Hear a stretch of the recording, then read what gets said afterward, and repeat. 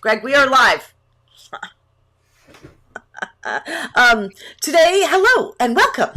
Today we are discussing doing yearly content audits and what that means. So, Greg, we were talking behind the scenes just a minute ago, and what were we deciding?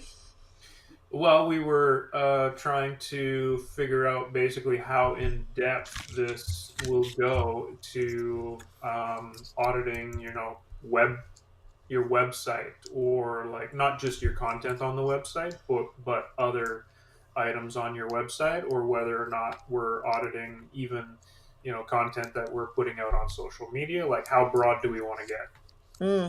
I think, one thing that people don't necessarily consider when they think content update or content audit is I don't think they consider like page layout. I think they think content the written word, or like an iframe, maybe Yeah. some sort of formatting. But I don't think they think about, like, I suppose, the skin that is around the website. And we know that, I The mean, it's coming. presentation of it.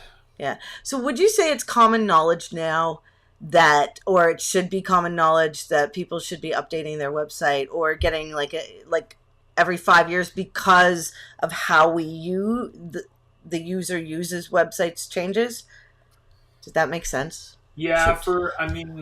as most people know, I've been doing this over 20 years, and I think on average, I would say people came back and wanted some type of a website refresh or rebuild between the 5 and 8 years mark, Okay. You think depending eight on what years? type of business you were. Um, and I would say that's probably changed recently. I would say it's more, I want to say maybe start to think about it after 3 to 5 years now. Okay. And the reason is because of the technology changing so fast, and what we can do on the web progresses so quickly. Trends change so fast. Mm. All of these factors lead to people wanting to, refresh their website on a quicker timeline now. So, Yeah, I think that it's funny because that works in line with like SEO and things like that, because best practices kind of have to change. You have to be looking at the numbers. I know, I mean, how long ago did we get the hamburger menu for mhm. websites? And then how long before we realized that hamburger menus aren't good for desktops, but they're good for phones, right? Or that's the perception that should happen because it's about human ease of use, right? Like logo in left hand side, menu in right hand side, right? So there's those things that change. Who do you remember who did? I think it was Adobe Spark did a great promotion about websites and the graphics of it all. But I digress. Do you so with content audits? That's something you should consider. How would so for me? I focus on auditing the text and auditing the functionality of the technical stuff, which I know you do too.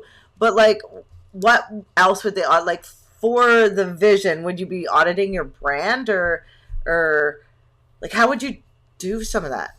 'Cause I don't Well, even think like that. yeah, I always take it back to, and this is going to be another reason why you really want to do these types of audits, is what's changed in your business, because your business doesn't consistently stay the same either, right? So things will be changing in your business, the things you're doing or how you're doing them, or you're introducing new things. And so I take it back to discussing with the website owner, business owner,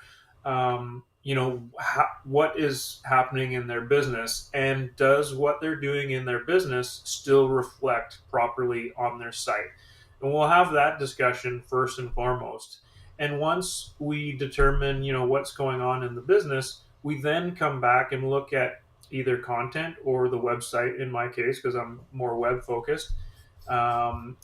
Is everything that we're doing on the website reflecting how your business is or has changed in the past year, 2 years, whatever.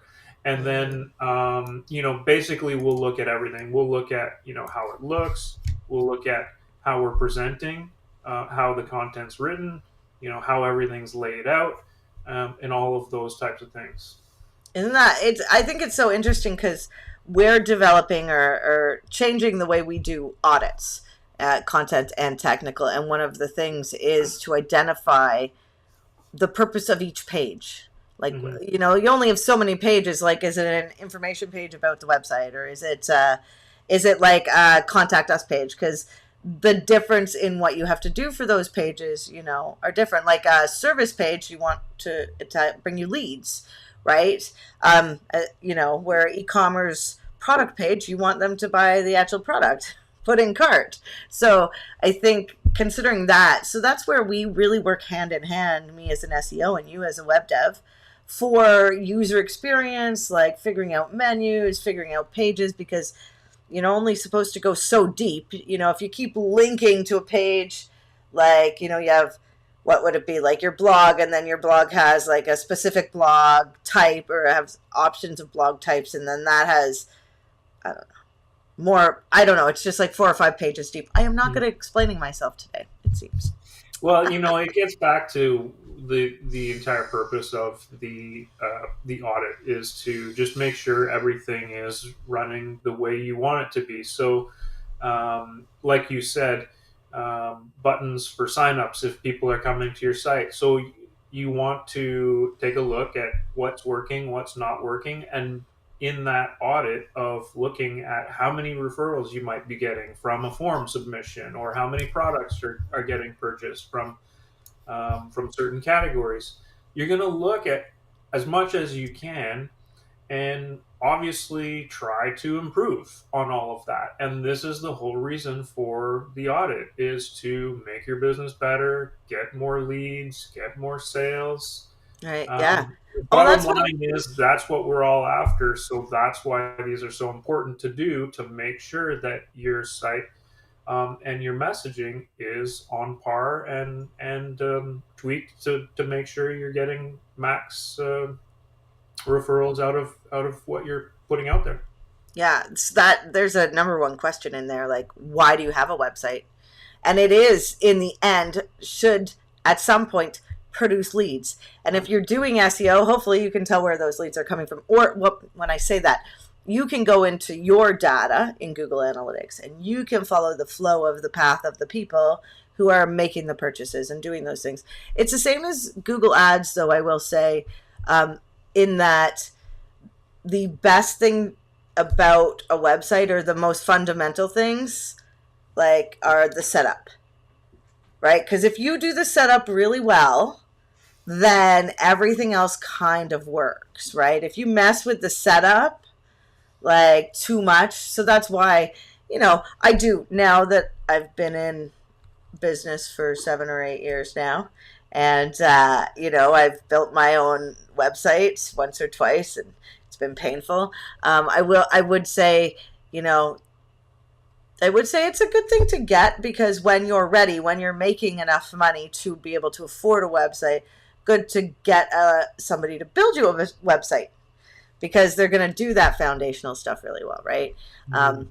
And so that's what a content audit will tell you, like what you need to do moving forward. So we're all running so fast about what to do next, or what social post I should put up, or, like, I will tell you, I have, Greg, and you know this, we have a Trello board, and it is years, at least 3 years, full years of every video we've ever done. Do you think those are on my website? No. Not all of them. Yeah. So, as I said, we're changing our content audits and how we do things. But I just did an audit on our site. I did a technical audit of what was failing. And yeah, it is time, and I think there's a specific process. So let's give you 10 reasons. We have 10 reasons. I don't know if Greg can see these. 10 reasons to evaluate the performance on your site and what it gets you. So we've already kind of talked about user experience and navigation. So what do you think? The ratio between visitors to your site and them taking the specific action you want at a 2% or higher conversion rate, lead to traffic, right? So, and most of us don't have that. I don't have that right now for myself. Some of my clients have it. I've learned that I can't work on my own stuff. Like I can't do my own Google ads. I'm too in it. And so maybe I should be telling other business owners that, right? So, so improve user experience. And then there's identify content gaps. And you probably see this all the time when you're building a website, like what the client doesn't have and what they need. And yeah, that is always a huge issue that I come across with most clients is they just they know their business, but they can't produce the material that they know. And so actually this is one reason why I think it's super important to have a really good copywriter available to you that is experienced enough to be able to pull that information out of a business owner, because it's all in there. It just needs to be pulled out. So working with a really good copywriter to interpret that business owner's thoughts and knowledge of his business, so that all of that information can be put out in text form and organized in a logical way to be presented on a site is a massive help. right. Isn't that funny? Because also, I think the type of content, right? Like when I say type, I mean, is it sales copy?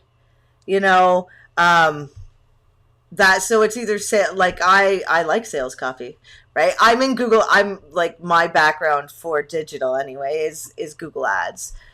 That's where I got my start. So, it's all direct to consumer, like buy kind of thing. Mm-hmm. But so a sales copywriter versus like a journalism copywriter might be a little different, right? Or like what you're, I don't know, trying to achieve. I'm always in the sales side, but I know websites aren't just about sales, and you can't always be selling, right? But yeah, as for content gaps, like what kind of gaps do you see?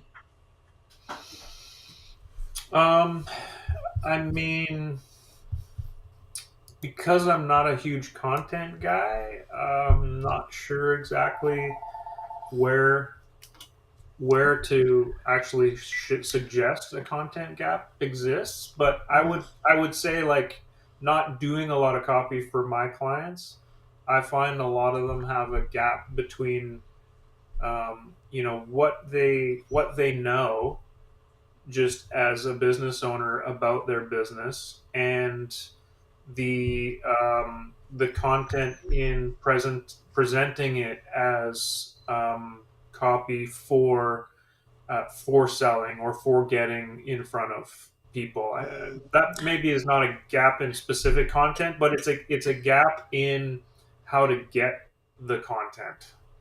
Yeah, it also sounds like, the problem I see is the translation. And I have that. I had somebody look at my website a number of years ago, and, there was technical jargon, things like that on the site that shouldn't be there. If you're like, how you are as a business owner and what you talk about and the language you use is going to be different than what your consumer uses, right?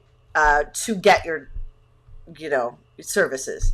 So yeah, I think there's a lot of opportunity. Well, and this is what the content audit does. Now, I know we all are moving so fast we can't necessarily, or we don't want to pay for a content audit every year, or do what, or learn. There are ways to do it yourself. Like, I don't know if people track what they're doing in a spreadsheets. People, I'm all about spreadsheets. Greg, are you all about spreadsheets? Do you like spreadsheets? Because I'm kind of a technical, like I like things in order. I do like spreadsheets. They do help, right? So it's just a good way to, we put people's websites on a spreadsheet basically so we can help figure out where the problems are. But so if you're just gonna do content audits yourself, maybe just take a gander at all your pages, or run your website through Screaming Frog and get used to that, right? Because all of this will help you, right? If you can fix one broken thing, or if you can find out the content that's working on your website. Like we got a client. I always use her as the example of cry bully.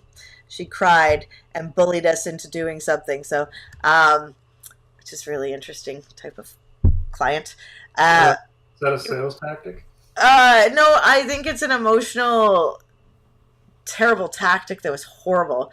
That didn't work for me at all. Anyway, she deleted her best page on her website, not knowing, and like she shouldn't have known. I mean, but maybe she should have if she knew some other stuff like how to use Search Console a little bit before you delete pages on your site. And it's part of the education process, right? Like, because when you learn that you deleted the best page on your website that was bringing the most traffic and therefore probably converting, like if you learn that, then you learn how not to do that. And if you can learn how not to do that, you can probably give yourself some benefit. Like if you can learn how to fix a 404 page or find the 404 pages so that it's a good user experience, right? So that's like what optimizing for search engines, that's what that's doing, right? So that's why you do content audit. I want to mention also, because as you were talking there, I was thinking about a side of the audit which could lead you to also finding content that just is not relevant and isn't needed. So maybe you do want to delete that page.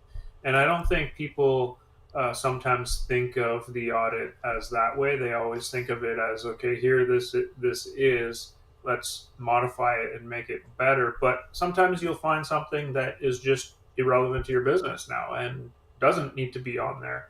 And that's okay.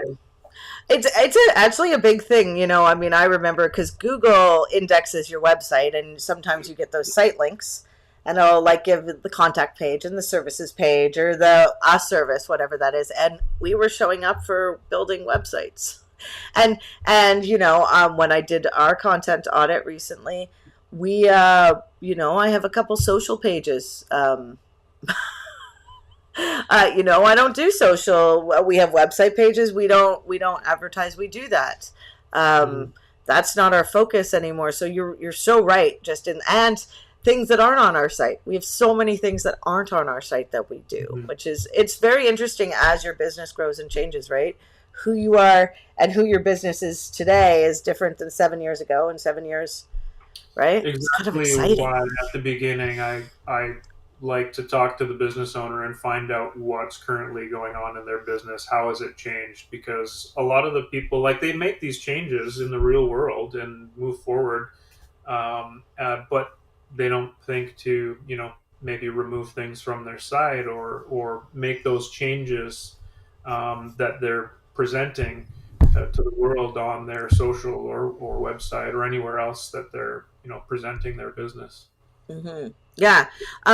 This falls into technical, I think, but I think it's also, I mean, you've worked on this. This is kind of speed, right? I think it's technical, but you know what it is really also, it can be grouped into, I guess it's technical because it's just grouped into the content. I'm like, I should have put that in the technical audit, not the content. Speed would definitely be technical. And yeah, your basic performance of the website. Is it over the year or however long it's been since you've done anything on your site? Have things changed? How much has software been updated? How much software or functionality have you added in that year? It's all going to potentially lead to your site maybe taking a little bit longer to load. So definitely something you want to look at in the yearly audit and check how quick it's loading, because as you know, because you're the SEO person, the speed is a huge factor in not only how the organic rankings and Google will look at your site, but also from a usability perspective. People just don't want to stick around after, you know, even 3 seconds. So Yeah, it's like, you know, I'm 3 or 4. That's being nice, isn't it? It is being nice, but when you're talking about most people browsing from their phones, people I believe, expect something in the 2 second range. Oh yeah, So, anything like that, three, maybe their internet is just slow at the moment because that could be a factor. Um, I yeah. know even my high speed internet, I get annoyed that things are slow sometimes, but I know it's not necessarily the site. It might just be my internet connection at that time is slow, right? Or that you're running Zoom and sharing a screen. Yeah. You know, There's a lot of yeah, factors, but I mean, there's obviously the tests you can do to isolate and see how quick your site loads, and you're going to want to keep that as low as possible. yeah. And adding software to your site, adding content, adding images, it's all Adding going to plugins. make Yeah, your site heavier. So that's why it's important to make sure everything's optimized, and you do that audit to make sure it's continuing to function right. quickly. And I think it gives you, so, when you start out in business, I mean, you're building content and you're like, yeah, get it out there, right? And then, I think later on you learn, okay, you got to update that content, because is it relevant anymore? If it's not relevant, why have it up there, right? Are you competing for keywords on different pages, right? And I mean, it might be a natural thing with two topics that are super similar, right? Maybe you could put those together. Um, you know, so streamlining content. Funny, that's our next one, and it ensures consistency. But you don't have to jump in and like fix it all now. But it can give you that little bit of roadmap of hey, maybe I don't need to create so much content every week, right? Maybe I can find opportunities to repurpose old things or put together things or stay ahead of the competition by making my site better and not bigger. Ooh, I like Yeah, that. that's Right. a great point, and I, for some reason, feel like there might have been a past topic or a topic that was suggested about repurposing content and not having to produce so much, but how you can continue to repurpose the content that you do have. Mm, So that could streamline your well, content production in basically knowing how you can actually repurpose existing content for new things. yeah, yeah. So the other thing you can do with kind of secret tip, which is fun, I know you could set up Microsoft Clarity, see what people are doing on your site, just as an aside. Do you have to be techie? Maybe you need to not be afraid to click around in some new software and have it not work well, but it's kind of cool in the end and it's not that hard to set up. um, Mhm. we have we have a 5-step list because we're not leaving anybody empty handed here on like how you can make the process easier for yourself on the content audit. And we kind of touched on the first one, which was have a template. Track your findings, right? Track your content, not just in your CMS content management system, but oh yeah, look, use a content management system to make updates and changes to your content. Um, do a content audit. So how would you do that? Tracking everything is kind of what happens, and Mhm. assigning roles and responsibilities of who's going to look at what, right? Like um, as a business owner, you can't look at it all the time. So you might want somebody else to do this part while you focus on your zone of genius. Right? I like the zone of genius. Yeah, sharing the load of tasks required to keep things current and up to date and flowing nicely is nice because trying to do too much, people find they get overwhelmed. So delegating certain things to certain people will definitely help you. And different, yeah, yeah. And different, like, because different things have different languages, right? Like SEO has, SEO and website development, they have similar crossover, but there are some things I'm just like, what? And so I think having people on your team to help you, people that are interested in learning that this is something I'm learning. It's so simple, but for some reason I'm learning it this year again and again, which is you're not going to be perfect the first or second or third time, and as long as you're doing the incremental changes to get better, it gets better, right? So you can't come out of the gate, like, unless you have lots of money, and like, as my analogy, because I was on TikTok, you could be like Madonna and get all the plastic surgery in the world and look 20, weird 20, but 20, and you can pay for that if you got the money. Or you can just age, hopefully gracefully, which would be doing your own stuff, right? Maybe some cream. Is that a good analogy? Probably not. I was a little overwhelmed with the TikTok this morning, I think. Okay, so questions. If you have any, pop them in the chat in Facebook or YouTube, and we will answer them. I guess we should do a quick recap. Mm-hmm. So the reasons you want to do a yearly content audit are to improve user experience, find gaps in your website, optimize for search engines, eliminate duplicate content. I don't know if we touched on that, but yes. Evaluate content performance.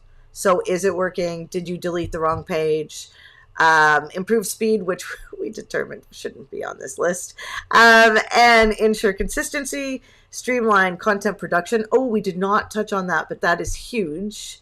And we're working through how to do that, right? How to create a system that's easy for people to navigate creating content. I'm sure you have to do that with clients when you're building a site or refreshing.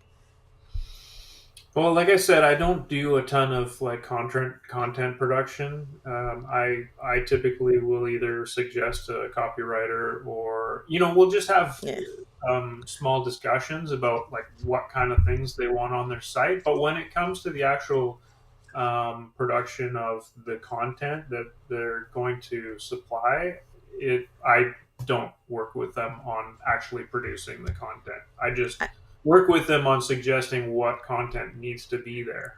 Funny that we do the same thing, because we don't usually produce content for people. We have, but it should be left to maybe the professionals over there. We do recommendations on how to do the content. Like I was saying earlier, it's really a skill for a content writer, a copywriter, to be able to talk to a business owner, interpret their information into language that can be used on a website or in marketing material. That's not me. I'm the web guy, so right. I will work with the best people possible to produce the content. I mean, I'm not an expert in any other business, right? So there's no way that someone could come to me and say, "Hey, this is my business. Create me a website and produce all of the content." I'm like, I don't know your business. You have to tell me about your business. Right. What is it all about? What do you do? Well, and you know what? A content audit really does help you learn what your business says it's about, right? Mm-hmm. So that's pretty good. Okay, the last two ones are 9. Identify opportunities. And 10, stay ahead of the competition, which is, the goal in the end, as you said, Greg, is more sales. And I think the hardest thing for any business is being found, right? Because if you get found by enough people, somebody will buy your stuff or want to talk to you, So, that's it. Yeah, I guess all of this is to work towards staying ahead of the competition. So that's why you should do it. Yeah, and doing it yearly kind of will get you more comfortable. So it's, this would be like a January thing to do if that's your slow season. So I would do my audits and plan for my big moves, like in my off season. Like we work with a coat company who does, they're a nonprofit and they help people have coat drives, and their off season is the summer, right? But that's when we're like looking at all the research, redoing all the ad campaigns, seeing where we did so well last year, like, cause we do that. And it's a great way to try to run things, cause you do have to be on top of it in the digital space, or else you will get left behind, sadly. That being said, have you done our banner, Greg?